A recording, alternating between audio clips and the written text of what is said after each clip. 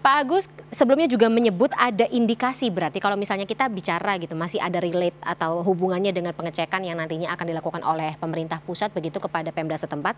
Kita bicara mengenai Lampung, tapi kalau bicara mengenai Lampung sendiri kemarin Pak Agus mengatakan ada indikasi kalau misalnya memang anggaran yang sudah ada ternyata tidak dilaksanakan secara maksimal, tidak menghasilkan sesuatu secara maksimal, bisa jadi ada kemungkinan ada korupsi atau indikasi lainnya seperti itu? Iya, begitu. Karena kan begini, pembangunan atau perawatan jalan itu proyek yang mudah sekali dipakai untuk mencari uang Bancakan dan ya. rawan pada korupsi. Ya kan? Nah, jadi itu coba lihat jalan-jalannya itu yang tadi dilewati Pak Presiden. Itu tidak ada saluran airnya di kiri kanan. Padahal ada anggaran buat irigasi ya sebelumnya. Iya, ini bukan irigasi, ini saluran air. Oh, saluran Nah, maksudnya air beda ya. tatanan jalan itu harus melengkung supaya air mengalir ke kiri ke kanan. Nah, masalahnya kan aspal itu sangat lemah terhadap air. Nah, kalau itu tidak ada ya rusak. Nah, itu disengaja atau tidak? Nah, itu yang harus dicari tahu oleh auditor supaya jelas. Karena kan itu mengurangi anggaran tadinya 100 perak, lalu karena tidak ada saluran airnya bisa jadi 70. Nah, uang 30-nya itu kemana? Itu yang saya bilang bahwa itu indikasi korupsinya besar, itu yang harus diteliti. Nah, tapi korupsi paling mudah memang harus OTT, nah itu kerjanya KPK lah. Ya, jadi ya kita melihat itu begitu, karena kalau tidak, ya percuma, karena kalau saya melihat konstruksi jalannya, itu setiap tahun pasti rusak, sehingga setiap tahun pasti akan keluar anggaran. Harusnya kan yang 700 miliar tadi bisa dipakai untuk jalan baru, bukan untuk memperbaiki. Kalau bangunnya betul, itu pasti pemadatan tanahnya juga tidak betul, aspalnya tipis, terus campur minyak tanahnya banyak, batunya tipis, ya sudah, tidak ada saluran air, ya pasti rusak setiap tahun. Lihat jalan tol yang bangunnya asalan juga rusak. Itu sekali lagi, ini bisa aspal kalau mahal bisa pakai faba loh. Itu waste-nya, limbahnya PLTU di Lampung itu ada 2 PLTU tuh. Satu PLTU Sebalang dan satu PLTU Taraham. Itu bagus untuk jalan dan itu bisa dipakai. Jadi tidak pakai semen yang mahal atau pakai aspal yang mahal, sudah pakai faba saja, itu gratis kok. Hingga bayar ongkos angkut 700 miliar cukup itu. Oke. Ini berarti ada yang salah. Saya mau tanya sama Mas Sumaindra. Untuk jalan di Lampung yang rusak ini sebenarnya ya keluhannya sudah berlangsung berapa lama sih Mas gitu, dan juga dari LBH sendiri pasti tentunya sudah mendata, membuat sebuah audit tersendiri begitu terkait dengan keluhan yang masuk, lokasinya di mana saja, prosentase yang bagus berapa dan yang rusak berapa? Iya Mbak, kalau terkait dengan jalan yang rusak sih sebenarnya sih sudah lama ya. Artinya dari beberapa tahun sebelumnya itu memang kondisinya rusak. Bahkan misal LBH Bandar Lampung di sekitar tahun 2014-15 kita juga melayangkan gugatan kepada pemerintah Provinsi Lampung terkait dengan infrastruktur jalan yang rusak juga. Salah satunya juga pada waktu itu ruas jalan Rumbia yang hari ini viral gitu. Artinya persoalan ini sebenarnya persoalan klasik yang terus-menerus terjadi. Begitu ada perbaikan, tahun depan sudah rusak dan seterusnya gitu. Artinya situasi ini yang memang dihadapi oleh warga dan masyarakat Lampung, dan saya rasa kerugiannya juga baik secara material dan imaterial. Bagaimana kemudian kecelakaan dan lain sebagainya, hambatan terhadap aktivitas masyarakat dan lain sebagainya. Yang terjadi misal apa yang hari ini dilihat oleh Bapak Presiden kan sebenarnya juga kemudian dialami di beberapa kabupaten yang lain, misal di beberapa ruas jalan yang lain. Artinya terkait dengan pendataan yang dilakukan oleh LBH Bandar Lampung sudah lama dilakukan, bahkan kita sudah melakukan gugatan, dan memang momentum hari ini yang viral dan lain sebagainya sehingga Bapak Presiden langsung meninjau terkait dengan kerusakan jalan ini. Tapi 2014 waktu itu hasil dari gugatannya bagaimana? Gugatan kita ditolak, tapi memang pasca ada gugatan mulai ada perbaikan. Artinya secara prinsip hampir mungkin dilihat oleh masyarakat sekarang ya, viral dulu baru kemudian diperbaiki, datang dulu Pak Presiden baru kemudian diperbaiki. Bahkan misal fenomenanya juga hari ini ketidakmampuan dari pemerintah daerah kemudian ditarik ke pemerintah pusat. Sebelumnya juga ada fenomena bagaimana kemudian masyarakat bergotong royong untuk memperbaiki jalan. Misal di ruas jalan Rawajitu di Tulang Bawang, itu ada kelompok masyarakat yang kemudian terus melakukan perbaikan jalan karena memang jalannya begitu parah untuk dilalui, Mbak. Gitu. pokoknya tidak proper seperti itu, dan ini kejadiannya sudah tahunan masih berlangsung sama seperti itu, diperbaiki, rusak lagi, diperbaiki, rusak lagi, begitu ya Mas Indra ya? Iya, Mbak. Baik, Pak Agus, kayaknya tampaknya Anda sudah bisa mengambil sebuah kesimpulan ya, kalau misalnya sudah diperbaiki tahunan, bahkan sudah digugat juga, kemudian rusak terus-terusan seperti itu, ada kecurigaan anggaran ini bisa saja diselewengkan, begitu ya? Ya, sangat bisa. Makanya kan saya katakan, itu proyek perbaikan maupun pembuatan jalan itu proyek empuk, ya, proyek basah. Nah, kalau tidak diawasi dengan baik, itu sudah dari zaman kuda gigit besi itu ya begitu. Diambil budget 100 perak, diambil 30 perak, 40 perak, sisanya untuk bangun jalan. Apa jadinya jalan itu? Pasti buruk. Apa yang dikorbankan? Saluran air. Apa yang dikorban? Penebalan aspal, pencairan aspal, pengurangan batu, pemadatan tanah, itu sudah biasa itu. Dan itu semua orang sudah tahu.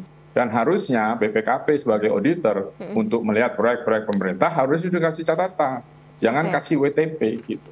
Nah, ini yang menurut saya harus segera diubah. Tidak saja di Lampung, kebetulan ada aktivis medsos yang mengangkat ini. Daerah lain coba nanti diangkat. Makanya saya sudah catat itu ada Lampung dan Jambi. Nah, itu dan dua-duanya di Sumatera ya?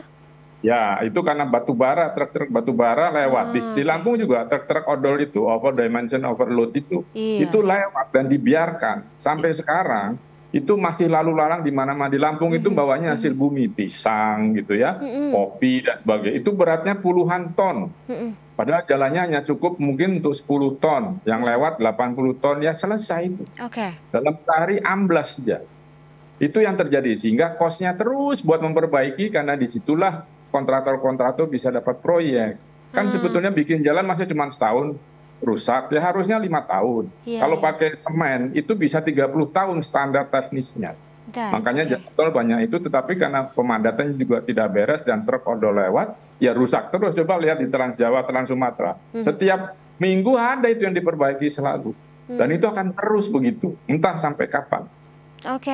Mas Johannes, gimana ini? Maksudnya kalau misalnya kita melihat bagaimana perbaikan infrastruktur harus disesuaikan juga dengan daerahnya masing-masing. Ketika kita lihat Lampung dan juga Jambi yang banyak dilalui oleh truk-truk dengan overload atau kapasitasnya overload, berarti kapasitas jalan atau infrastruktur pendukungnya harus dibuat sedemikian rupa, tapi selama ini tidak dilakukan. Ini juga akan menjadi pertimbangan sendiri tentunya dong bagi pemerintah pusat untuk mengaudit.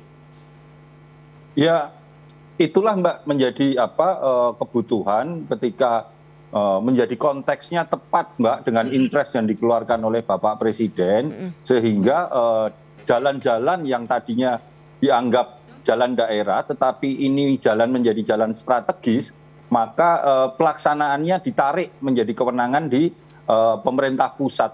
Pemerintah pusat berkesempatan untuk membantu. Tentu selain itu, seperti yang dikatakan tadi, memang permasalahan odol ini, overdimensi, overload ini memang menjadi permasalahan tersendiri yang memang harus dicarikan solusinya. Ya, kalau memang solusinya adalah jalan dengan kualitas yang lebih bagus, karena mau nggak mau ini kan selain sentra ekonomi perkebunan, pertanian, itu kan sebenarnya masyarakat begitu kan ya Mbak ya. Ini yang harus kita carikan. Kita juga tidak bisa menutup sekedar mencari pembatasan untuk kendaraan-kendaraan odol ini. Artinya disitulah kemarin ketika Bapak Presiden untuk mengeluarkan impres ini, karena kalau tidak ya nggak akan selesai-selesai. Kita kembalikan kepada daerah, kemudian daerahnya juga punya prioritas-prioritas antara eksekutif dengan legislatifnya, itu prioritasnya berbeda-beda. Mereka melihat jalan tidak menjadi prioritas, hal yang lain yang menjadi prioritas, sementara Bapak Presiden punya visi besar tentang pertumbuhan ekonomi. Nah, kalau ini tidak ketemu, sementara pusat tidak punya instrumen untuk masuk, ya akan ngelok begitu. Nggak bisa pakai instruksi langsung begitu ya, komando begitu ya Mas Johannes. Tapi nggak bisa Mbak, karena sistem otonomi kita kan sekarang menganut sistem otonomi daerah begitu. Dalam konteks otonomi daerah, pemimpin daerah, gubernur, bupati, wali kota itu kan dipilih langsung oleh masyarakat. Pemerintah pusat fungsinya adalah untuk memberikan supervisi begitu. Sampai ada masalah seperti ini dan juga masalah-masalah yang mengikuti. Tapi Mas Johannes, dari saya juga jadi penasaran begitu, dari sidak hari ini, kunjungan hari ini, bertemu dengan Gubernur Lampung, Arinal Junaidi, ada pembicaraan atau komunikasi? Kemudian nanti mungkin akan menghasilkan solusi, kita pengennya sih seperti itu. Belum ada, Mbak. Kami belum terupdate mengenai itu, tetapi pasti Bapak Presiden seperti yang sudah disampaikan kepada teman-teman media tadi juga begitu, beliau akan mengambil langkah-langkah extraordinary, Mbak, begitu. Tentu dengan beberapa pertimbangan-pertimbangan, dan ini kan memang stylenya Bapak Presiden, tipikalnya Bapak Presiden. Beliau turun langsung ke masyarakat, turun langsung melihat persoalan, kemudian membicarakan, mencarikan solusi sejauh memang pemerintah pusat itu punya sumber daya dan kewenangan-kewenangan yang bisa langsung dieksekusi, begitu, Mbak. Soalnya kan katanya sempat bikin kaget begitu ya, tiba-tiba langsung ada perbaikan sana-sini ketika tahu gitu ada informasi Pak Jokowi mau datang ke Lampung. Tapi ya catatannya gini, Mbak, catatan saya, apapun yang selalu yang dibuat instan itu tidak akan tahan lama, Mbak. Pembangunan apapun itu pasti butuh waktu persiapan, butuh waktu tahapan-tahapan teknis. Kalau tahapan-tahapan teknis itu dilewati, ya kita tinggal tunggu waktu aja. Apakah itu bertahan atau tidak? Oke, setuju. Baik, saya kembali ke Mas Indra. Kalau misalnya dari LBH Bandar Lampung sendiri, ketika tadi sudah dibahas juga oleh Pak Agus, kemudian juga Mas Johannes tentang bagaimana anggaran belanja daerah selama ini begitu harus memang diteliti seperti itu. Kemudian juga dari pemerintah pusat mungkin bisa saling sama-sama katakanlah tidak hanya mensupervisi, tapi juga mungkin harus lebih dalam begitu, melihat bagaimana penggunaannya. Tapi selama ini kalau di Lampung sendiri, Mas, melihat bagaimana anggaran belanja daerah, prioritasnya apakah sudah tepat seperti itu kalau dari kacamata Anda? Ya, kalau kemudian kita melihat misalnya dari janji dari Gubernur Lampung, ini sebenarnya kan program infrastruktur dan pembangunan jalan ini menjadi program kedua, ya kan, artinya dalam ada konteks kampanyenya ya padahal. Ya, dalam program utama itu menjadi hal yang kemudian harus dilakukan. Tapi kan ketika kita melihat dari postur ya APBD yang terjadi, ya kita bisa melihat itu bahwa seolah ini bukan menjadi prioritas utama dari gubernur. Dan faktanya juga hari ini kita bisa melihat bagaimana situasi infrastruktur jalan yang ada di Provinsi Lampung dan kemudian beberapa proyek yang mangkrak dan lain sebagainya. Oke, tidak menjadi prioritas utama. Kalau kita melihat bagaimana postur anggarannya sendiri, menurut Mas Indra, lebih dialokasikan kepada siapa dan ya katakanlah kepentingannya lebih diutamakan untuk apa sebenarnya selama ini? Ya kalau dari postur anggaran sendiri ada sekitar 2 triliun untuk belanja pegawai dan lain sebagainya sih, Mbak. Oke, ini juga menjadi keluhan dari masyarakat yang ditampung oleh LBH dong? Beberapa kali masyarakat melakukan pengaduan ya kan terkait dengan situasi infrastruktur, kemudian proyek mangkrak di Kota Baru yang memang hari ini kita juga fokus di sana karena memang LBH Bandar Lampung mendampingi kawan-kawan petani yang terdampak terhadap pembangunan Kota Baru yang hari ini mangkrak kan gitu. Karena terakhir kawan-kawan petani di Kota Baru yang melakukan penggarapan itu diberikan somasi oleh pemerintah Provinsi Lampung untuk meninggalkan area tersebut. Somasi, Mas Indra? Iya. Karena memang pembangunan Kota Baru itu adalah di tahun 2013 itu pelepasan dari area kawasan hutan, sedangkan kawan-kawan petani di sekitaran Kota Baru, salah satunya adalah Desa Purwotani, itu melakukan penggarapan di wilayah tersebut sejak tahun 1950-an, Mbak. Gitu. Okay. Dan hari ini setelah dilepaskan, kemudian sebenarnya ada komitmen dengan kawan-kawan petani bahwa mereka bisa melakukan penggarapan, ya kan, sebelum dilakukan pembangunan. Tapi sekitar terakhir masyarakat diberitahukan untuk melakukan pembayaran sewa terhadap penggarapan lahan di sana, dan ketika tidak melakukan penggarapan sewa, mereka harus keluar dari lokasi tersebut. Oke, cukup pelik dan ini kasusnya seperti bawang begitu. Ada layer demi layer yang ternyata banyak sekali permasalahan yang belum selesai seperti itu. Tapi kalau dari LBH sendiri, mengingat juga pernah melakukan proses hukum gitu, menggugat seperti itu, sudah pernah ada forum mediasi gitu, forum komunikasi bersama dengan pihak pemerintah provinsi atau pemerintah daerah Lampung? Misal saya contohkan terkait dengan kawan-kawan petani ya di Kota Baru untuk bisa hadir ya kan, untuk bisa hearing dengan pemerintah daerah, itu bahkan kita sampai memberi mengirimkan surat itu sampai 3 kali dan itu tidak ada jawaban, sehingga pada waktu itu kawan-kawan petani di wilayah Kota Baru dan lain sebagainya itu menggelar aksi. Baru kemudian itu ditemui, artinya situasinya seperti itu sih, Mbak. Dan Dan kemudian terkait dengan misal situasi infrastruktur hari ini yang sempat viral dengan saudara Bima, itu juga bagaimana kemudian saudara Bima memviralkan situasi infrastruktur Lampung, yang diterima adalah sebuah laporan di Polda Lampung, kan gitu. Oke, baik. Mas Johannes, ini gimana ya? Kekhawatirannya adalah ya lagi-lagi hal seperti ini tidak hanya terjadi kali ini saja, sudah berlangsung lama dan saya khawatir tidak hanya terjadi di Lampung saja gitu. Seperti katanya Gus Kakung tadi, masih banyak daerah yang tampaknya ini adalah fenomena gunung es. Hanya terlihat yang di permukaan, hanya terlihat yang viral-viral saja, tetapi sebenarnya di bawahnya masih banyak sekali yang perlu ya mungkin katakanlah pemerintah pusat harus intervensi. Iya Mbak, terkait hal-hal itu sebenarnya kita saat ini itu lebih bersyukur Mbak dengan adanya fenomena sosial media ini. Iya. Karena bagaimanapun juga kami di kantor staf presiden dan juga Bapak Presiden Jokowi sendiri itu kan selain beliau sebagai presiden, beliau juga seorang aktif di sosial media. Entusias, jadi seluruh persoalan-persoalan yang ada di masyarakat itu dapat dengan mudah Mbak terpotret, bukan hanya yang viral-viral. Jadi kalau selama ini banyak yang mengatakan hanya viral dulu baru pemerintah pusat turun, kami ada datanya Mbak bahwa bukan hanya yang viral-viral saja, tetapi permasalahan-permasalahan yang memang termonitor di sosial media, baik yang viral maupun tidak, baik yang melaporkan secara langsung ataupun tidak, itu langsung ditindaklanjuti. Dan ini memang ya konsekuensi kita dari demokrasi yang kita anut. Kalau menurut hemat saya ya memang kembali lagi masyarakatlah yang menentukan bagaimana masyarakat ingin membentuk pemimpinnya, begitu Mbak. Kalau memang yang ingin dibentuk mendapatkan pemimpin yang memang kompeten, yang baik, yang memang bisa melakukan langkah-langkah terobosan ya maka masyarakat juga harus lebih bersama-sama. Saya mengajak dengan teman-teman LBH dan masyarakat sipil untuk melakukan edukasi pendidikan politik ini agar masyarakat berdaya untuk bisa lebih memilih siapa yang berhak mewakili, siapa yang berhak memimpin. Itu Mbak. Iya. Kita harapkan berarti untuk pilkada atau pilgub berikutnya seperti itu, masing-masing dari masyarakat yang memiliki keluhan yang sama sampai dengan saat ini tahunan ada begitu, bisa memilih atau ya katakanlah mencari solusinya dengan mencari pemimpin yang less evil gitu dibanding sebelumnya. Tapi kalau menurut Anda mungkin terakhir juga Gus Kakung, Pak Agus, sebenarnya permasalahan atau solusi yang ya katakanlah viable gitu dicari atau bisa dilakukan baik oleh pemerintah pusat dan bagaimana pemerintah pusat bisa mengubah daerah yang dikuasai oleh Pemda dan juga Pemprov ini agar bisa sama-sama gitu satu tujuan, ini gimana ya?